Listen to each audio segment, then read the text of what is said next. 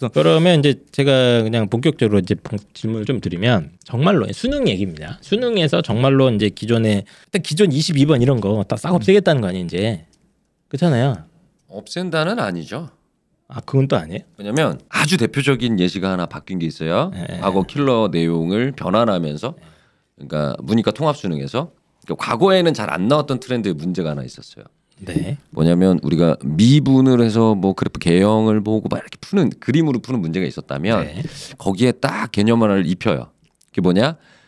수학하라는 책에 나오는 합성함수라는 개념을 살짝 입혀요. 네. 그게 아마 그 한 2, 3년 전부터 이제 유행이 된 거죠. 근데 꾸준히 그 유행된 문제가 모의고사에 조금씩 보이기 시작했어요. 네. 자주, 조금씩이 아니라 자주. 그러니까 그런 문항들은 사실은 합성함수 그래프를 그린다는 사실 교육과정에 나오지는 않거든요. 네.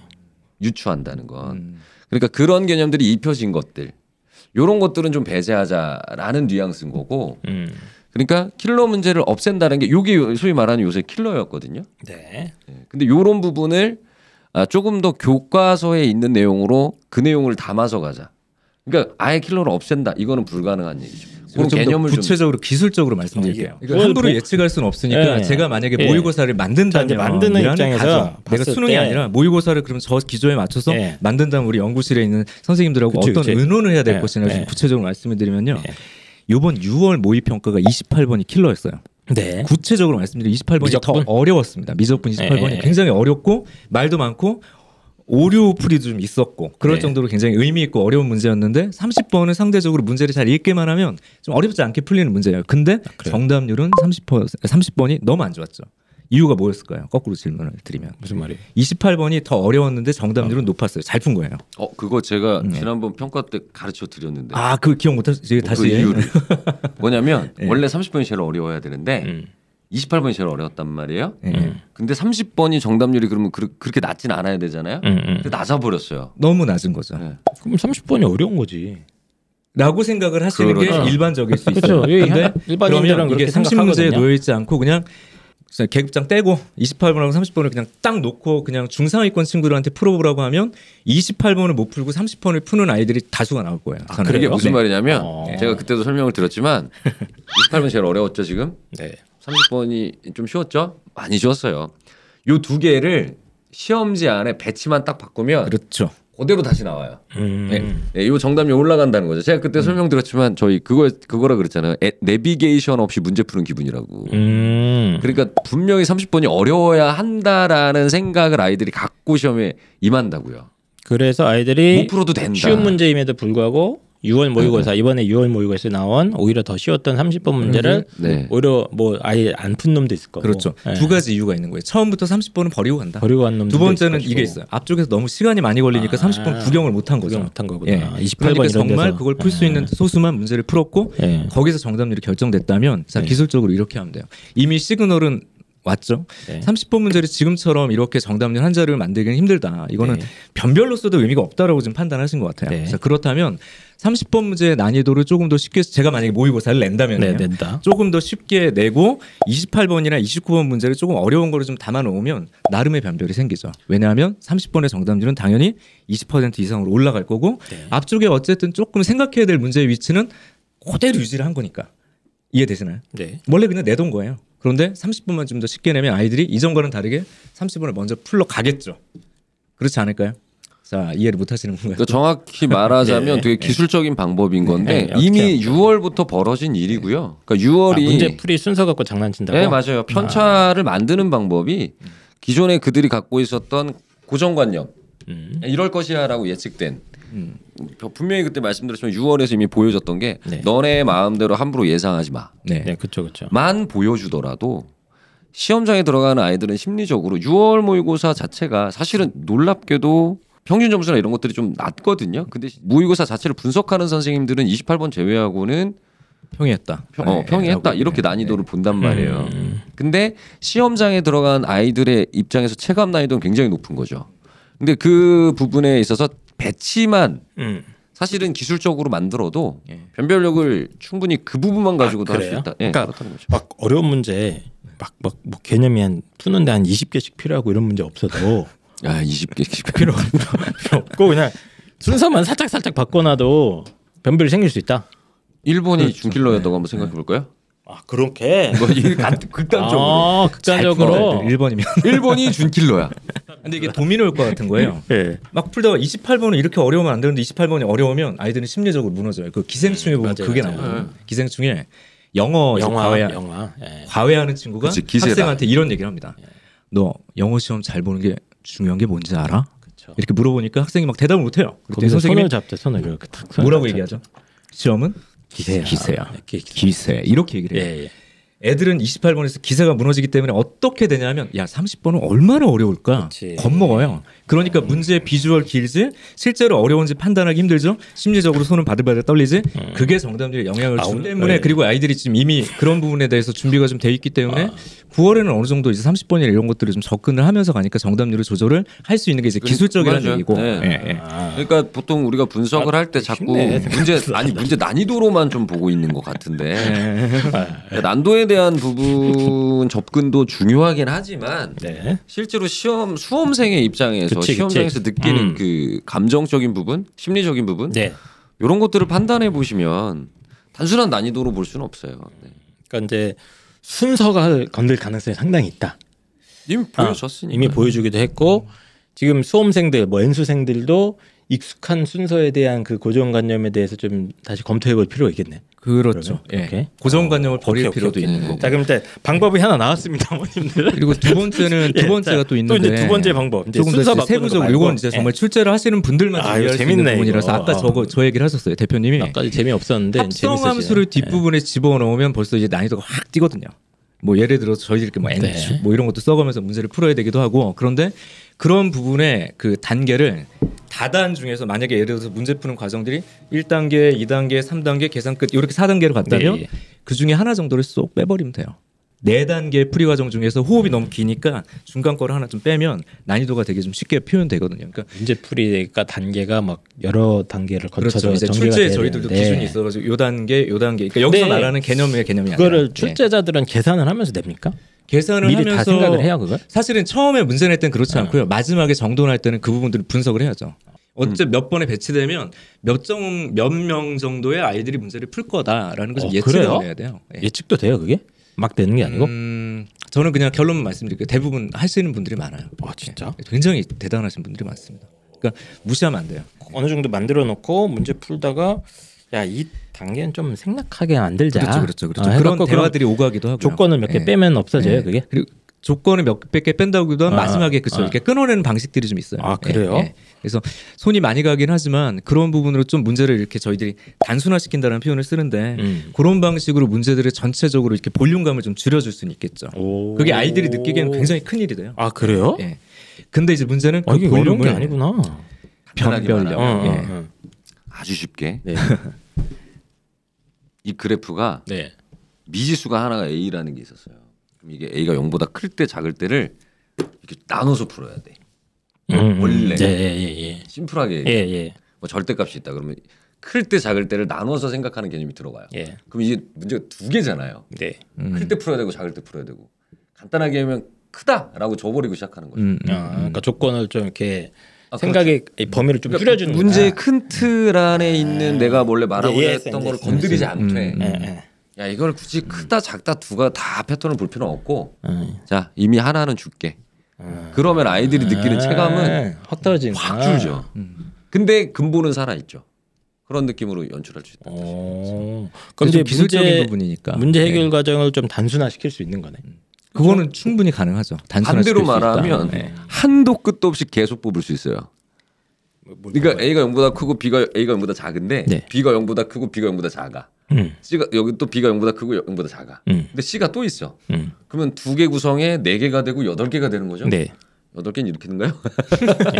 그러니까 지금 이렇게 내려면 한도 끝도 없이 세분화시키면서 조건을 계속 나눠야 되는 문제를 어렵게 낸다면 그것도 가능한 그럼 거죠. 복잡하게 만드는 테크닉이구나. 그렇죠. 그 예시가 이번에도 있었죠. 확률과 통계에서 그냥 쉽게 얘기하면 케이스 분류가 너무 많지 않니? 이렇게 이제 얘기했던 거예요. 그런 부분들을 맞아, 몇 개 맞아. 조건을 주면서 만약에 내가 4개를 조사해야 될 걸 2개만 조사하게 한다던가. 이런 방식으로 하는 건 정말 뭐 출제하신 분들 입장에서는 그렇게 어려운 일은 아닐 수 있어요. 그럼 제가 얼핏 드는 생각이 이제 이거는 문제풀이 기술적으로 이런 아이들이 생각해야 되는 단계나 과정을 좀 축소시켜주거나 케이스를 빼주거나 또 문제가 너무 쉬워지는 거 아니에요? 그럴 수 있죠. 그래서 거기 변별력이라는 단어가 좀 필요한데 그렇다면 우리가 풍성한 같은 느낌이라고 좀 생각하셔야 될 게 이쪽을 누르면 옆으로 퍼져야 되잖아요. 네, 그럼 그 빠진 단계에서 아이들이 벌어낸 시간과 어떤 난이도를 과연 그냥 빼고 말 것이냐는 좀 고민을 해봐야 될 것 같아요. 그건 이제 출제자가 그 안에서 회의를 많이 하겠죠.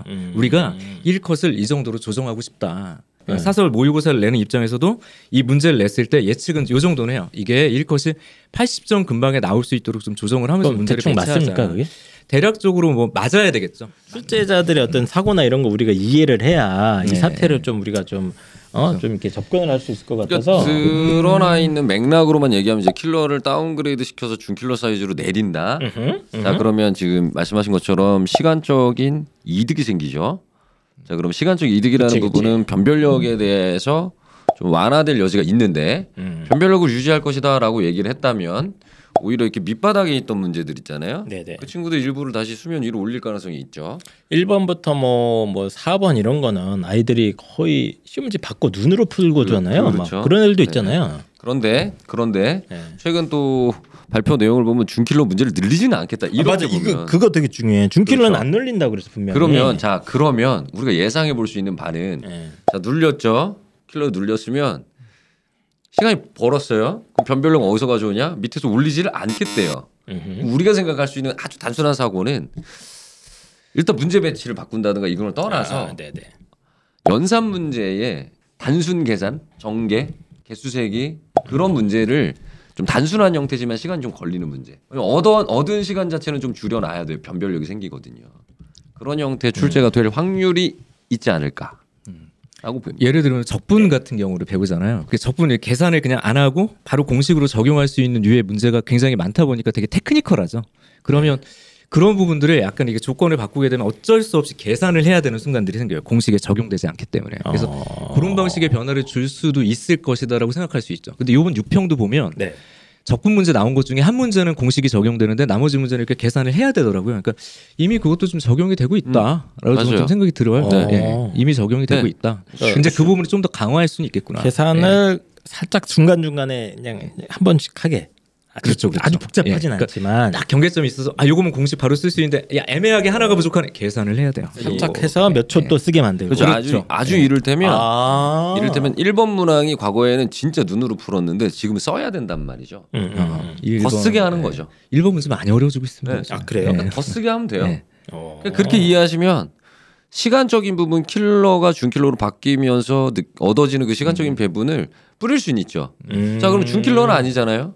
그죠? 예를 들어 수열 같은 경우도 어떤 공식을 쓰는 문제가 공식을 안 쓰고 일일이 더하거나 혹은 일일이 뭐 세보거나 이런 형태로 문제를 내면 그 어떤 누구도 어쩔 수 없이 시간을 써야 되니 시간적 소모는 누구나 다 통일이 돼 있고 그러면 남은 시간 안에 준킬러를 보다 정확하게 푸는 데 집중을 하면 변별력은 어느 정도 세팅해 줄 수 있다.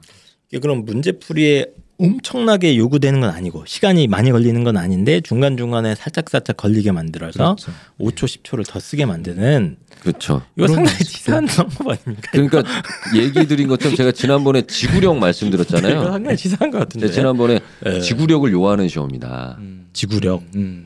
이게 어떤 느낌이냐면 내비 없이 그때 얘기하셨어요. 부모님들 내비게이션 없이 운전 고속도로 해보셨어요? 해보시면 되게 불편해요. 과속 카메라 어디 있는지 모르고 구간 단속 다 봐야 되죠. 어디서 톨 빠지는지 모르지. 어디서 또 빠져야 되는지 모르고. 근데 그런 느낌으로 아이들이 자꾸 수학 문제를 풀어야 된다는 거예요. 처음부터 끝까지 몇 번이 어려울 것이다 예측도 못하고 그 다음에 계속 시간이 걸리는 건 시간이 걸리는 거고. 그러니까 뭐 킬러가 없어진다고 하면 아마 그런 부분에 그러니까 100분을 통째로 집중해야 되는 느낌일 것 같다. 예전에 1번 같은 경우는 이렇게 연필이 가는 시간에 답이 나오거든요. 이렇게. 근데 지금 하고 지금 써야 돼요. 연필이 가는 시간에 연필이 가는 시간에 답이 딱 찍히는데 지금 계산 이렇게 해서 그런 데서 이제 5초, 10초 야금야금. 그런다고 막 연산을 엄청 복잡하게 만들진 않겠죠. 설마 치사하게 진짜. 복잡한 건 아닌데 써야 돼. 제가 아까 말씀드린 거 막 32,457 곱하기 막 이런 거 있잖아요. 아이들 입장에서 그 느낌이나 저 느낌이나 비슷한 거예요. 근데 이거 좀 다른 문제긴 한데 이제 지금 이 발표랑 이제 다르게 예전의 기출 문제를 보면요. 기출 문제 답이 되게 간결해요. 정수나 맞아, 약분이 옛날에. 간단한 그냥 기하분수 형태인데 지금은 그렇지 않거든요. 그렇죠. 근데 저는 그 부분도 의도됐다라고 생각을 해요. 왜냐하면 마지막에 답을 저희가 모의고사 출제할 때 만약에 27분의 13 되게 찝찝하거든요. 그럼 앞에 그 숫자를 좀 바꿔가지고 뭐 2분의 1이 됐던 2분의 3이 됐던 좀 보기 편한 그 숫자를 만드는데 하루 이틀 걸려요 진짜로. 근데 그 작업을 저는 안 했다고 보거든요. 근데 그게 귀찮아서 안 한 게 아니라 일부러 안 했다는 생각이 들어요. 출제자들이 답을 이제 특히 주관식 같은 경우는 그쵸. 이렇게 너무 예. 326분에 58 나오고 이러면 좀 이상하잖아. 이거 쓸 느낌이 때 약간 쫄리죠. 막 이게 이게 답이야? 내가 약분을 안 했나? 막 이런 생각이 들고. 이게 답이야? 네. 근데 그래서 그런 이제 그걸 좀 부분들을, 다듬어 주는데 이제 일부러 다듬지 않는 느낌이 과거에도 계속 있었어요. 4, 5년간. 그럼 약간 답이 지저분하더라고요. 지저분해요. 점점. 그래서 기출의 톤이 벌써 달라지죠. 아, 그리고 아까 그래요? 말했던 지구력도 호흡이 좀 길다. 아니 여기까지만 물어보면 되는데 한 줄 더 들어가네. 이런 느낌이 있어요. 예. 그럼 중간 중간에 약간 실수할 확률도 자꾸 생기는 거네 그러면. 그럼 이미 그래 왔었죠. 그러니까 아이들이 100분이 부족했던 거지. 그리고 그 누적 때문에 30번을 못 푼 거다라고 우리는 볼 수 있는 거예요. 예. 만약에 예전 기출처럼 앞부분이 되게 확실하다 그러면 시간적 소요가 적기 때문에 30번을 볼 여유가 있다면 이 정답률까지는 아닐 수 있다. 그래서 100분이 좀 부족한 시험이 이미 유지되고 있었다. 근데 저는 결국엔 지금 우리가 이렇게 과거에 제가 강의를 오랫동안 해왔으니까 25년 동안 이렇게 학교에서부터 쭉 수능 제가 고3도 되게 오래 했었거든요. 학교에 있을 동안. 네. 아무튼 그렇게 오랫동안 수능 문제를 좀 보다 보니까 이렇게 약간의 변화들이 좀 눈에 보이거든요. 근데 이제 그런 부분들을 봤을 때 지금 이게 처음 있었던 일이냐를 또 고민해봐야 돼요. 이게 또 네. 이게 확 난데없이 떨어진 게 아니다. 난데없이 이런 건 아닙니다. 네. 항상 모든 정책은요 네. 누군가의 불만을 불러일으킬 수밖에 없고. 지금 또 어디 가시는 것 같은데 지금. 아니 그러니까 이게 아니 상관없어요. 그러니까 언제나 이렇게 입시는 누구를 다 만족시켜줄 수 없어요. 그렇죠. 예. 어떻게 누구나 다 만족시켜줘. 그러니까 아무리 쉽게 내면 쉽다고 뭐라 그러고 어렵게 내면 어렵다고 뭐라 그럴 수밖에 없어요. 네. 그러니까 이 혼란을 우리가 뭐 해결하거나 뭐 정책을 만들거나 그럴 수는 없으니까 그냥 과거를 좀 되짚어 보면 이런 평가들이 있었냐, 그러니까 쉽게 평가했던 수능 시험이 있었냐라고 할 때 있었죠. 이 교육과정 전입니다. 2013년, 2014년, 그때 뭐 물수능 뭐 이런 얘기를 꽤 했었는데 있었고. 그게 예. 그 5년 전부터 시행을 했던 거예요. 당시에 무슨 이슈가 있었냐면 수능이 너무 어렵습니다. 그러니까 쉬운 수능이 첫 번째 키워드죠. 이건 진짜 신문 기사에 있었던 거예요. 이거 쉬운 수능 트렌드가 굉장히 오래된 거 아니에요? 2011년이었어요. 2010년부터죠. 10년 초반 하면서 수시 엄청 많이 뽑기 시작하고 그때부터 수시의 붐이 일어나기 예, 시작했죠. 뭐 이제 수능 뭐 생명력이 끝났다. 그렇죠. 뭐 그리고 이제 그때 막 EBS 들어오기 시작한 때 그때로 근데 제가 그게 기억해요. EBS는 예. 나중이었어요. 그러니까 처음에 쉬운 수능 예. 만점자 1%. 맞아. 그다음에 세 번째가 문제은행 출제. 왜냐면 그 당시도 뭐였냐면 제가 이제 뭐 과거를 경험해 보면 더 이상 새로 낼 게 없어요. 저번에 그 얘기 하셨는데 마른 오징어에 물 짠다고. 근데 그때도 마른 오징어였는데 지금 더 말랐죠. 그러니까 너무 아이디어가 많으니까 과거 수능 2010년도 이전에는 무조건 30% 정도를 신유형을 내야 됐었던 거예요. 기존에 못 보던 문제. 네. 수능에서. 근데 이제 그거는 더 이상 출제진이 할 수 없습니다. 그래서 문제은행 가지고 이제 하죠. 그게 신문에서 세 가지가 이렇게 나왔던 거죠. 네. 그게 이슈였다가 그럼 그걸 해결할 수 있는 방법 중에 하나가 EBS다라는 생각을 가지고 이제 연계가 바로 연결됐던 네. 거죠. 그러고선 3, 4년 지난 후에 그때 1컷이 어땠냐면 92점, 96점이었어요. 그 당시. 그때 당시에? 여기 지금 보면 예, 제가 다 조사해 왔거든요. 네네.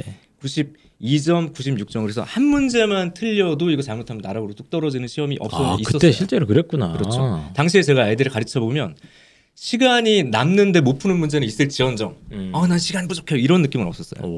난 이건 못 풀겠어.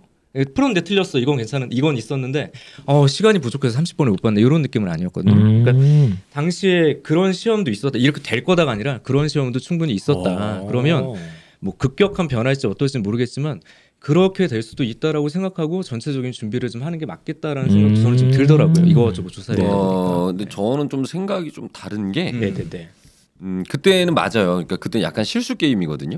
96점 1등급, 92점 2등급. 그게 한 거의 10년 전, 한 7, 8년 전, 10년 전 그때쯤이겠네요. 그냥? 10년 전쯤 보시면 되는데 지금 변별력은 또 유지하겠다고 했으니 그 부분에 대해서 또 아마 그때하고는 좀 얘기가 다를 수 있겠다. 왜냐하면 이미 그 수학 문제의 발전상이 그때와 지금이 너무 다르다. 다르죠. 왜냐하면 킬러 문제가 중간에 15, 16, 17, 18, 19 뭐 이럴 때 엄청 들어왔잖아요. 의견은 여전히 어려울 수 있다. 그렇죠. 네, 저는 대표님 의견을 동의하겠습니다. 대표님이니까.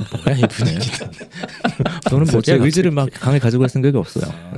근데 뭐 사실상 지금 부모님들이 제일 궁금해하시는 건 너무 수능에만 초점을 맞추면 물론 수능의 트렌드에 따라서 우리 내신이나 앞으로 공부할 방향성 이런 것들이 바뀌어야 될 것 같은데 이게 아마 제일 궁금하실 것 같아요. 변별은 어느 정도 유지가 되게 그 정도로 10년 전 물수능까지는 아닌 것 같다. 네. 어느 정도 유지는 되겠다. 근데 제가 그러면 이왕 말 나온 김에 저희 방송 출연자들이 뭐 통과 의뢰처럼 하는 게 있거든요.